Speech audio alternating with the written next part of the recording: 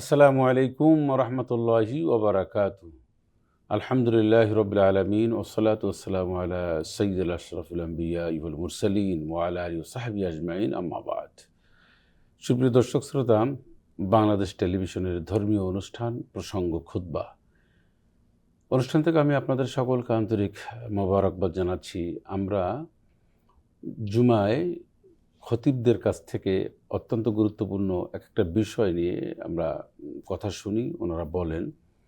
আমরা বাংলাদেশ টেলিভিশনের এই ধর্মীয় অনুষ্ঠান প্রসঙ্গ খুতবায়ও একটা গুরুত্বপূর্ণ বিষয় সিলেক্ট করে সে বিষয়ে আমাদের দুজন ইসলামিক স্কলার থাকেন, তারা এ বিষয়ে বিভিন্ন তথ্যপত্র আপনাদের সামনে পেশ করেন। আজকে আমাদের বিষয় হচ্ছে যে সমাজ পরিবর্তনে খতিবদের ভূমিকা। এ বিষয় নিয়ে কথা বলবেন আজকের আমাদের মাঝে দুজন ইসলামিক স্কলার উপস্থিত রয়েছেন। সর্বপ্রথম আমার ডানে যিনি রয়েছেন তিনি হচ্ছেন জাতীয় মসজিদ বাইতুল মোকাররম এর সম্মানিত ইমাম মোহতারাম হযরত মাওলানা মুফতি মহিউদ্দিন কাসিম। আসসালামু আলাইকুম রহমতুল্লাহ বারকাতুহু। আমার বাম পাশে রয়েছেন বিশিষ্ট আলেমে দ্বীন হযরত মাওলানা মুফতি হেমায়েতুদ্দিন, অধ্যক্ষ বাসাবো আল মানার মডেল মাদ্রাসা, ঢাকা। আসসালামু আলাইকুম রহমতুল্লাহি ওয়া বারাকাতুহু। জাতির যে কোনো ক্রান্তি লগ্নে বা যে কোনো সময় যে কোনো অকেশনাল বিষয়ে খতিব সাহেবরা অত্যন্ত বলিষ্ঠ ভূমিকা রাখেন মসজিদ থেকে। এই তাদের ভূমিকা নিয়ে আমরা কথা বলবো ইনশাল্লাহ। প্রথমেই মোহতারাম মাওলানা মুফতি মহিউদ্দিন কাসিম, আমি আপনার কাছে আসব যে খতিব সাহেবদের ভূমিকাটা কিভাবে হওয়া উচিত এবং কিভাবে তারা ভূমিকা রাখেন, এই ভূমিকা অনুযায়ী তাদের মূল্যায়নটা কিভাবে সমাজে। সমাজ পরিবর্তনের জন্য খতিব সাহেবদের ভূমিকা কতটুকু এবং এই হিসাবে খতিবদের মূল্যায়নটা কেমন, চমৎকার দুটো বিষয়ে পাশাপাশি আলোচনা করতে হবে আমাদের।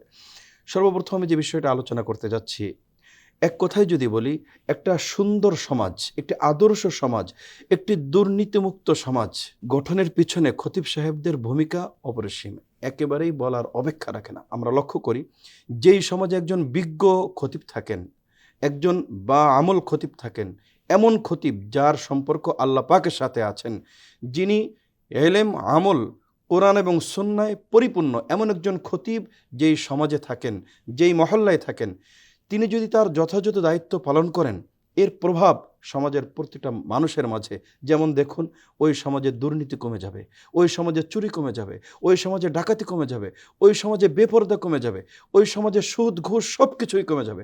কারণ একজন খতিব সাহেব তিনি শুধু খতিবই নন, খতিব সাহেবের মূল্যায়নটা এই অর্থে হওয়া উচিত, খতিব সাহেব যিনি প্রত্যেকটা খতিব মসজিদের যিনি খুতবা দিবেন ক্লাসের মতো নিয়ে হওয়া উচিত।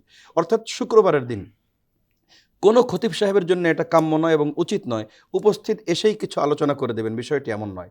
বরং প্রত্যেকটা খতিবের উচিত সমসাময়িক বিষয়, একটা মহল্লাবাসীর, এলাকাবাসীর, দেশবাসীর ওই সময় কি বিষয় প্রয়োজন, ওই বিষয়ে তিনি যথেষ্ট পরিমাণ রিচার্জ করে তথ্যপূর্ণ, এমন কোনো কথা নয় যে আমার উপস্থিত যা মনে এসেছে তা বলে দিয়েছি, এমনটা নয়। বরং ব্যক্তিগত কোনো স্বার্থ নয়, কোনো কিছু কাউকে আঘাত করা নয়।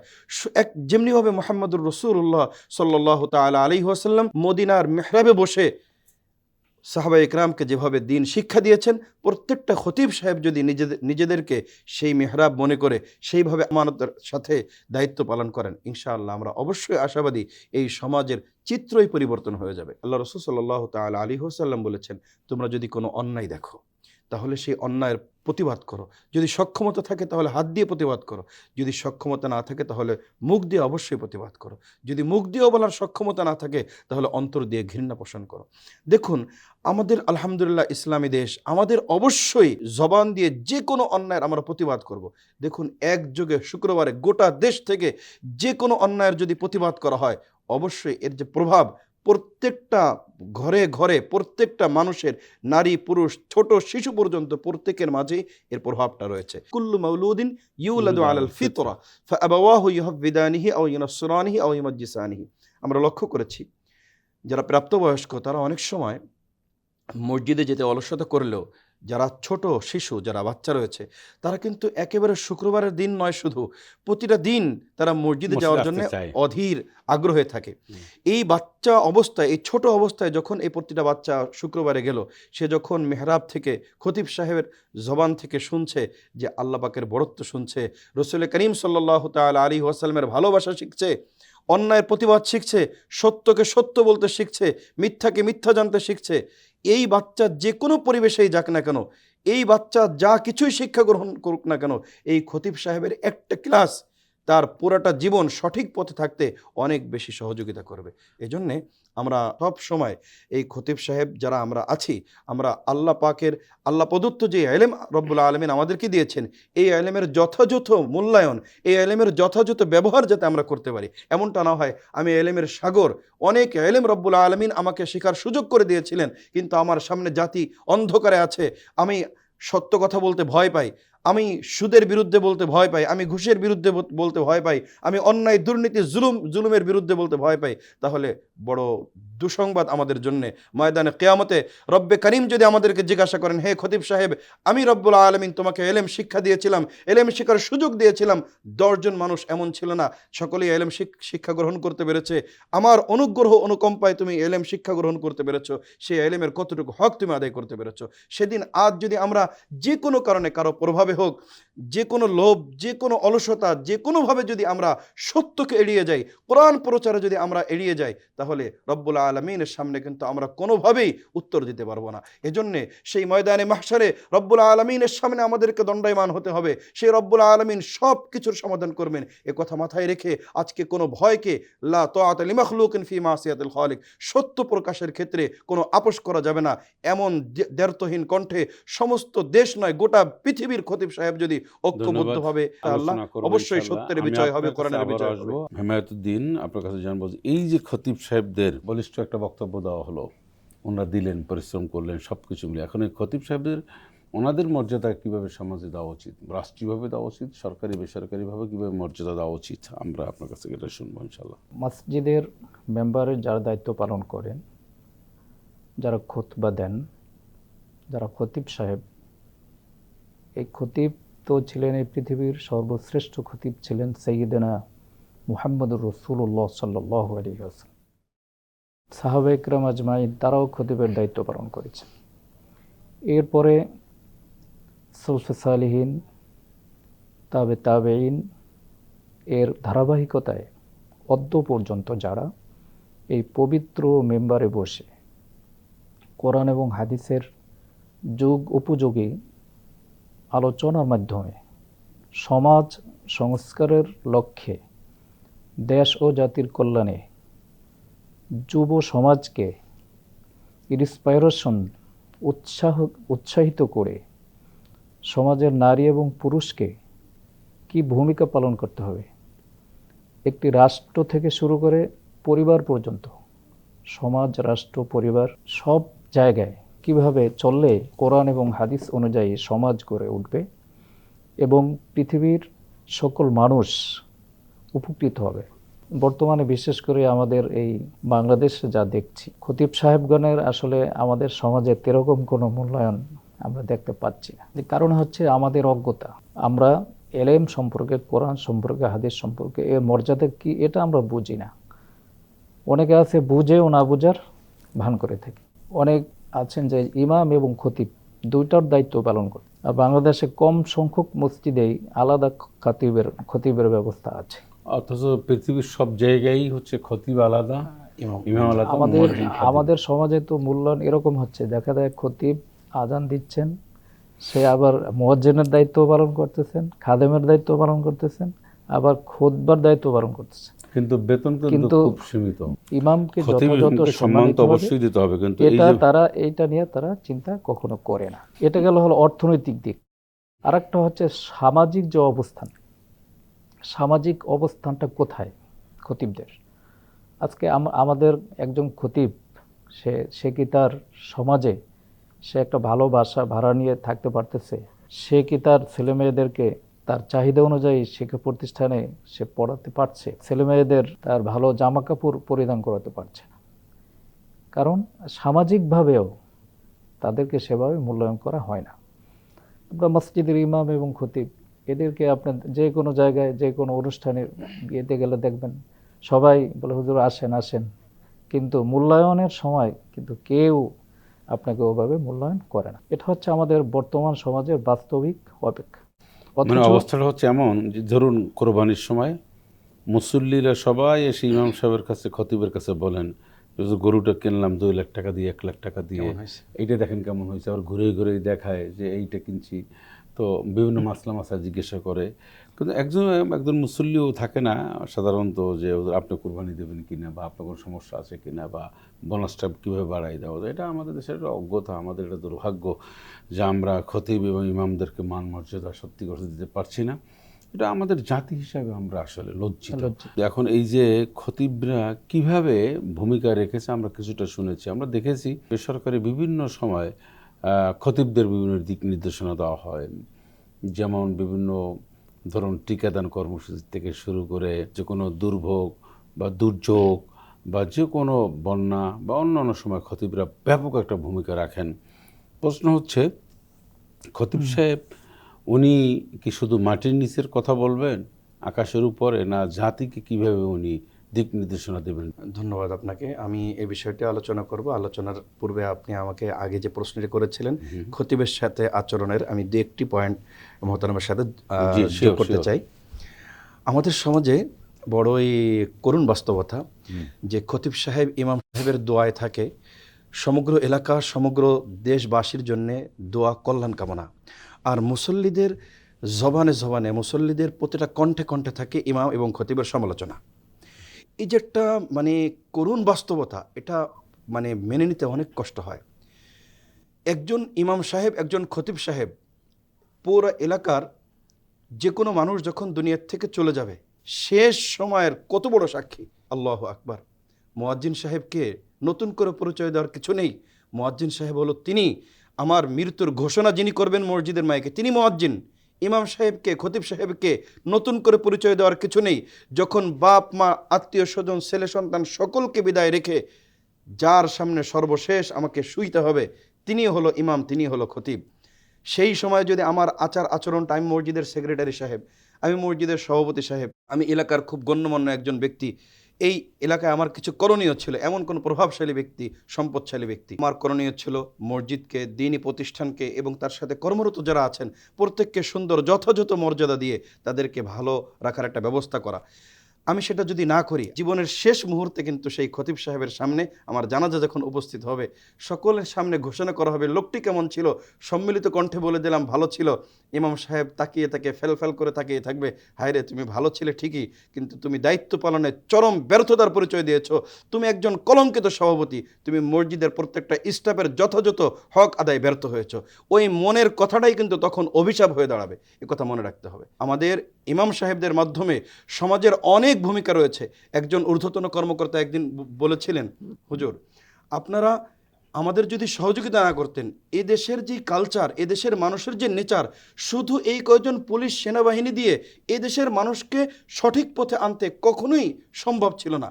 এ দেশে যেমনিভাবে পুলিশের ভূমিকা রয়েছে, যেমনিভাবে সেনাবাহিনীর ভূমিকা রয়েছে, তার থেকে কোনো অংশে কম নয়। প্রতিটা সপ্তাহে শুক্রবারে, প্রতিটা দিন মসজিদের মেহরাব থেকে মানুষকে ভালো হওয়ার পথে, সত্যের পথে, সঠিক পথে আহ্বান করার জন্যে, ভালো করার জন্যে দিবারাত্র ইমাম সাহেবগণ, খতিব সাহেবগণ চেষ্টা করে যাচ্ছেন।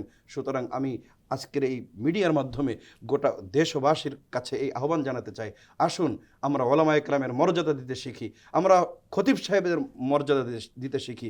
এতে আমাদের মর্যাদা কমবে না, বরং আমার অবর্তমানে তার চোখ দিয়ে পানি চলে আসবে। মসজিদের ডানে যখন তিনি সালাম ফিরিয়ে দেখবেন, আর আজকে হাজী সাহেব দুনিয়া থেকে বিদায় নিয়েছেন, তখন আমার পক্ষ থেকে দোয়া চাইতে হবে না, তিনি অটোমেটিক দোয়া করবেন, হায় রে একজন যোগ্য সভাপতি সাহেব ছিলেন, একজন যোগ্য সাধারণ সম্পাদক সাহেব ছিলেন, যিনি এত খেদমত করেছেন, চোখের থেকে পানি আসবে। এজন্য আমি আহ্বান করছি সারা দেশের ওলামায়ে কেরাম যারা আছেন সকলের পাশে আমরা দাঁড়াবো।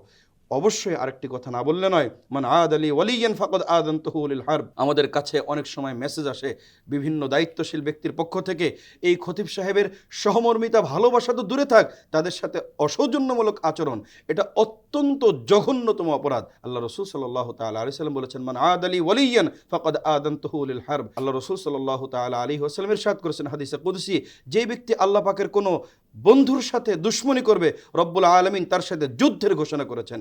আমি আপনি যদি কোনো আলেমের সাথে বেয়াদবি করি, আমি আপনি যদি কোনো ইমাম খতিব সাহেবের সাথে অসৌজন্যমূলক আচরণ করি, তিনি কিছু বলবেন না, তার ক্ষমতা নেই, তার দাপট নেই, কিছুই নেই, কিন্তু তার কাছে একটা জিনিস আছে, তিনি শুধু আসমানের দিকে তাকিয়ে ইয়া আল্লাহ বলে একবার চিৎকার করে যদি চোখের পানিটা ছেড়ে দেন, মনে করবেন ওই চোখের পানি পারমাণবিক বোমের থেকে বেশি ক্ষতির কারণ হয়ে যাবে। মোহতারাম মাওলানা হেমায়েতুদ্দিন, মাওলানা মুফতি মহিউদ্দিন কাসিম বলছেন যে একজন খতিব সাহেব সামনে বা ইমাম সাহেবের সামনে সারা জীবন আচরণ খারাপ করেছে, মৃত্যুর সময় যে বলল যে লোকটি কেমন ছিল, সবাই যে বলল ভালো, আপনি একটু ব্যাখ্যা দেবেন যে এই ভালো যে সবাই বলল এতে কি ফজিলত রয়েছে? একটা হাদিসে আছে, সেটা হচ্ছে যে যদি কোনো নেককার লোকেরা ভালো বলে, নেককার এবং যারা নামাজি লোকেরা ভালো বলে, কিন্তু এখন আমাদের সমাজে তো আর এই ধরনের লোক কম থাকে, জানা যেতে বেশি লোক, আমরা তো বেশিরভাগ ধরনের লোক থাকি, সেখানে যদি তারা সাক্ষ্য দেয়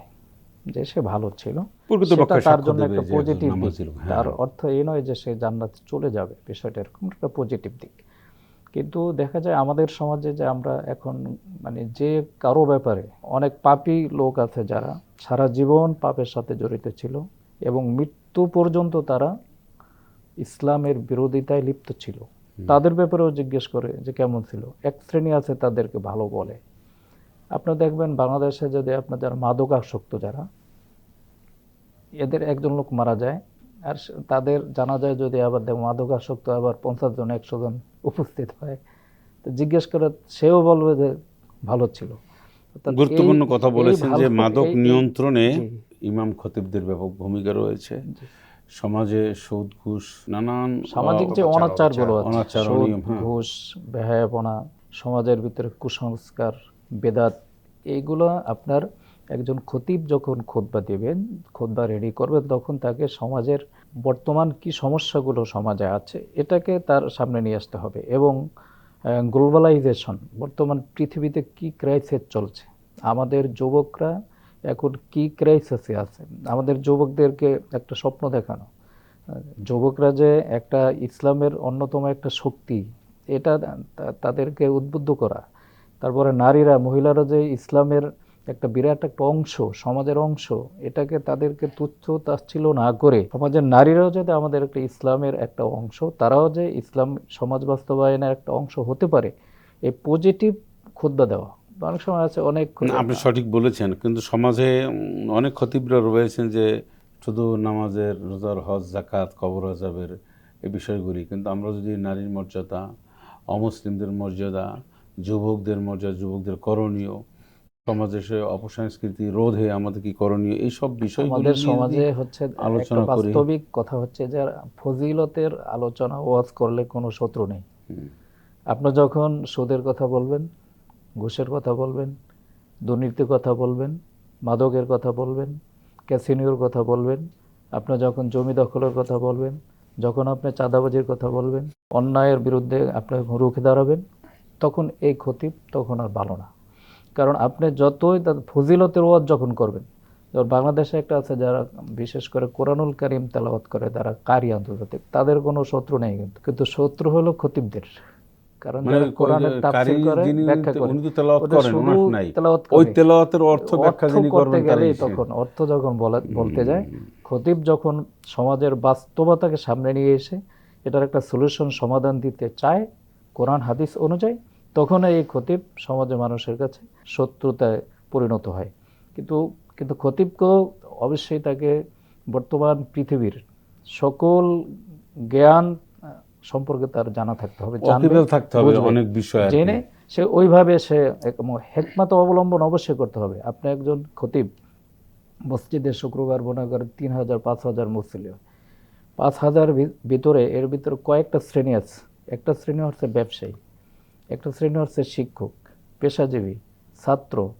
সবার চিন্তা ভাবনা কিন্তু এক নয়, সবার ব্রেনটা কিন্তু একদিকে কিন্তু ডাইভার্ট নয়। এ কারণে খতিব যখন খুতবা দিবেন অবশ্যই তাকে সবার যেন আজকের এই আলোচনায় সবার জন্য কিছু আপনার খোরাক দিতে থাকে পারেন। এবং তারা যেন বেদাত, কুসংস্কার, অন্যায়, অর্থাৎ রাসূল সাল্লাল্লাহু আলাইহি ওয়াসাল্লাম কোন সময় যে প্রশ্ন করতেন তখন ওই সাহাবার ভিতরে বা ওই লোকের ভিতরে যে দোষটা ছিল ওই দোষটা রাসূল কি করতেন বলে দিতে। তাই খতিবের এরকম কিছু হিকমা অবলম্বন করতে হবে যে জুমার খুতবার ভিতরে যে সমাজের সামগ্রিক বিষয়টাকে মানে টাচ করে করে মানে খুব আপনাকে সূক্ষ্মভাবে শালীন ভাষায় উনি শালীন এটাকে ভাষায় টাচ correction করে করতে করে পারেন। করে করে যেতে হবে। অনেক সময় অনেক খতিবকে আমরা দেখতে পাই, অনেক এসে বলে আমাদের কাছে যে এক একজন পীর আউলিয়াদের জীবনী নিয়ে 20 মিনিট 25 মিনিট কাটিয়ে দেয়। এই যে অনর্থক বা যে কথাগুলোতে উপকারিতা নেই বা অবাস্তব, আব্দুল কাদের জিলানী রহমতুল্লাহ আলাইহি থেকে শুরু করে অনেক পীর আউলিয়া তাদের জীবনী কাটাই দিচ্ছে। আবার সিরিজ আকারে বলছে যে আমরা ধরেন খাজা মাইনুদ্দিন চিশতি রহমতুল্লাহ আলাইহির জীবনী আমরা আজকের এইটুক শুনলাম, পরবর্তীতে আগামী জুম্মা এইটুক শুনবো। এইটা কি একজন খতিব সাহেবের কি মানে শোভা পায় বলা, না কোরআন এবং সুন্নাত থেকে কিভাবে আলোচনা হওয়া উচিত? বুজুর্গানে দ্বীনের আলোচনা করবে না এটা আমরা বলবো না, আলোচনা করবে, কিন্তু তার অর্থ এটা নয় যে শুধু এটা নিয়েই পড়ে থাকবে। কোরআন এবং সুন্নাহর যে ধারাবাহিক বিষয়বস্তু আলোচনা করা। একজন খতিবের আলোচনায় সমাজের পরিবর্তন কেন আসবে? এই জন্যে আসবে দালিলিক আলোচনা করার সুযোগ থাকে। তিনি একটা বিষয়কে সুন্দরভাবে কোরআন এবং সুন্নাহ দিয়ে মানুষের সামনে সুন্দরভাবে উপস্থাপন করতে পারেন। এটাই উচিত। মানুষের অন্তরে ভীতির সঞ্চার হয় এবং মানুষ পরিবর্তন হয়। এবং অবশ্যই খতিব সাহেবদেরকে পজিটিভ আলোচনা অবশ্যই করতে হয়। মানুষদেরকে যদি ভয়, অনেক কিছু খতিব সাহেব এমন আছেন সে জাহান্নামী, সে জাহান্নামে, ও হারাম, এটা মানে একটা পুরা মসজিদের যত মুসল্লি এসেছে সকলের মাঝে একটা ভীতির সঞ্চার হয়ে গেল যে আজকে তো পুরো জাহান্নাম ছাড়া কোনো উপায় নেই। অথচ রব্বুল আলামিন তো এমনটা লা তাকনাতু মির রাহমাতিল্লাহ। হ্যাঁ, আমাদের যে ভুলগুলো আছে, যে ভুলগুলো আমরা করছি, এই ভুলগুলো সম্পর্কে আমাদেরকে অবগত করিয়ে আমাদের সেই ভুল থেকে মুক্তির উপায়টা অবশ্যই আমাদেরকে দেখিয়ে দিতে হবে।